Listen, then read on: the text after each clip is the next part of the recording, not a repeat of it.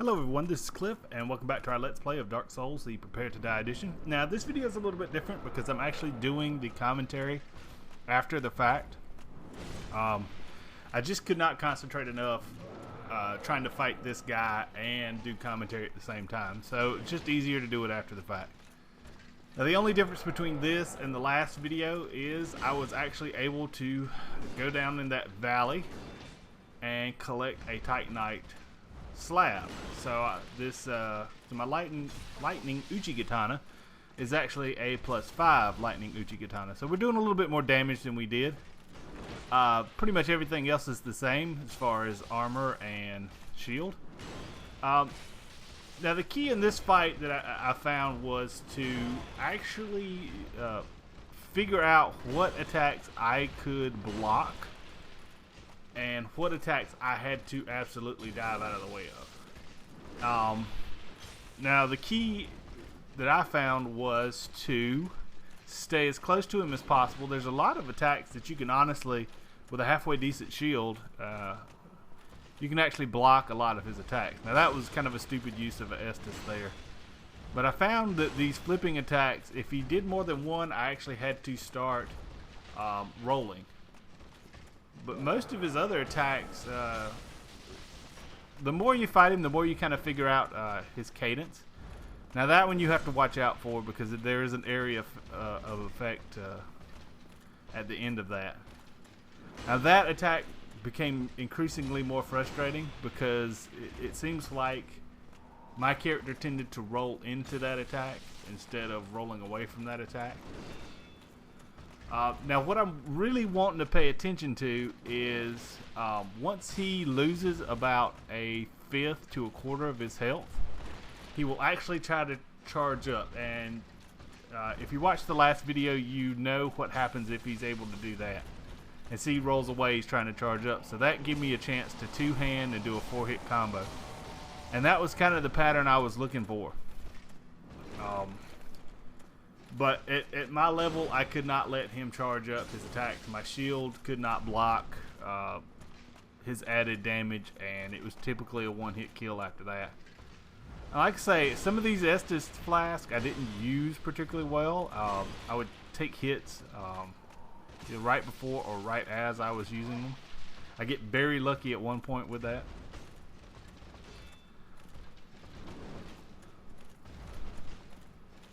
That attack is not too bad, but it's not one that you can actually block unless you're at the very end of it. And again, if you're gonna roll away from that one, make sure you roll backwards and try to roll out. And see that I tried to roll that attack and I almost got hit. I found that for some reason that particular attack was very prone to actually rolling into where his sword would land instead of away.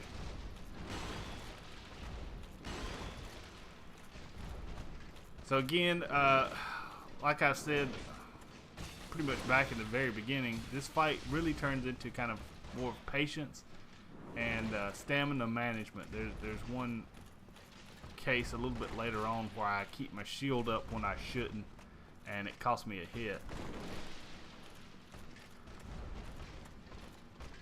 And that attack right there, it's a good pushback attack, but it really doesn't do that great deal, a great deal of damage.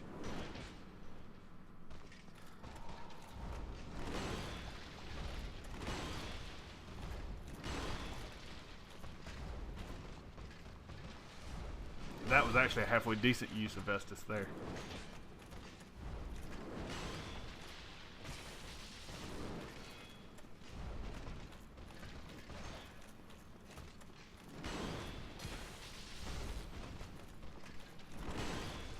And there I actually got rolled into that attack, which sucked.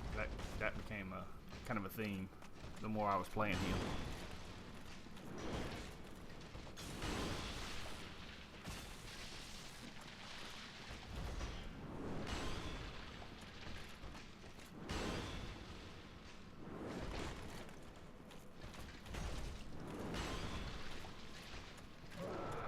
And anytime he actually does that growl, take that opportunity to chip away damage at him. I got very lucky on that because I rolled way too soon.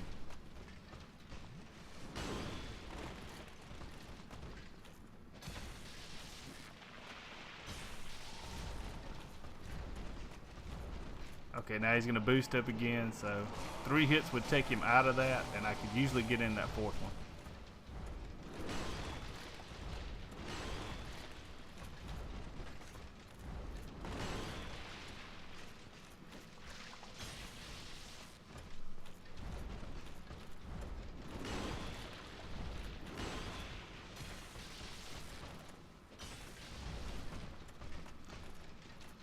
As you can see, I got hit by that. Really, the major damage was getting knocked on my rear end. The actual hit point damage wasn't too bad.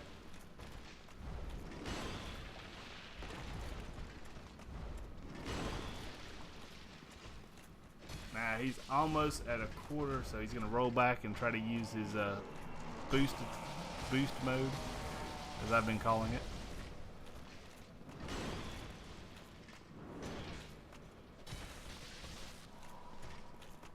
So far things are going well. I've got more than half of my Estus flask, and he's at almost, I would say, 1/5 of his health.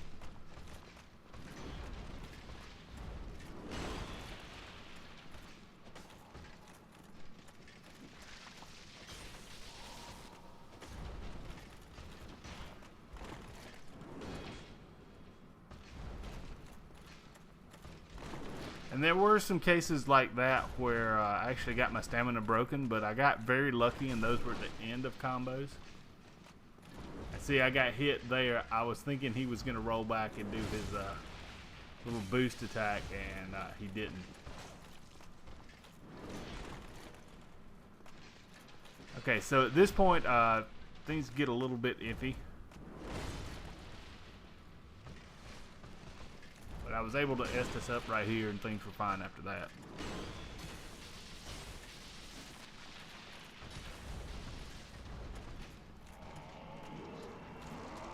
Now he's going to try to boost up again. Now this one I actually came to the party a little late, but I still was able, barely, to get the hits in.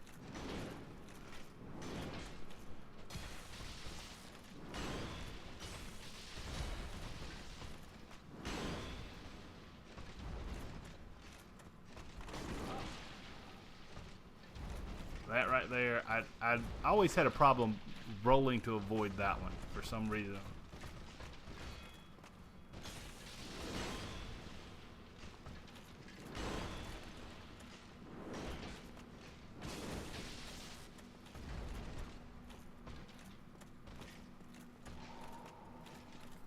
And he's almost dead. Charge attack, that was stupid. That right there, I should have died. I should have died right there, to be completely honest with you. But for some strange reason, the game felt sorry for me.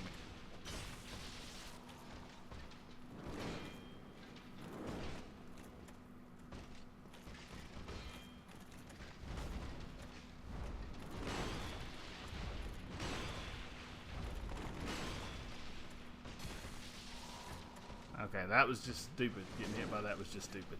And it's at this point, like I say, I got very close with my Estus Flash usage. Because I got a little sloppy, to say the least, here at the end.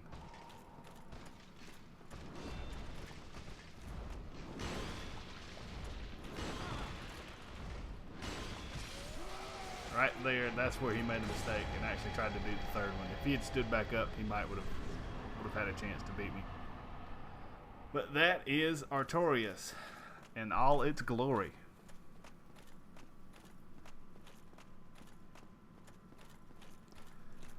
So at this point, basically I just wanted to explore a little bit. I knew there was a bonfire past this area. I was just messing around in here. But I'm not going to do probably any of that. That's more multiplayer focused stuff. So down there, you can barely see it now, but there is a bonfire. So I'm going to run down here and kindle this. Well, not kindle, but activate this. Like so. And if memory serves, I can actually warp to this bonfire, which is a good thing because in doing some internet research on the additional content, I found out that once you beat Artorias, two kind of lesser sanctuary gardens will be in that first room where we fought the I guess the original sanctuary guardian, and I just don't really want to fight two of them. One of them was bad enough. Now I looked at what they give you, and it's really kind of stupid too. You can actually clean out the hall in Orlando right before the boss fight, and those guys are a little bit easier, and you actually get just the same, if not more, souls. Now this is a door that leads to Hawkeye Gog, but I do not have the item, obviously, that I need to open that door. So at this point, it was a quick trip back down to the bonfire and calling this video to an end.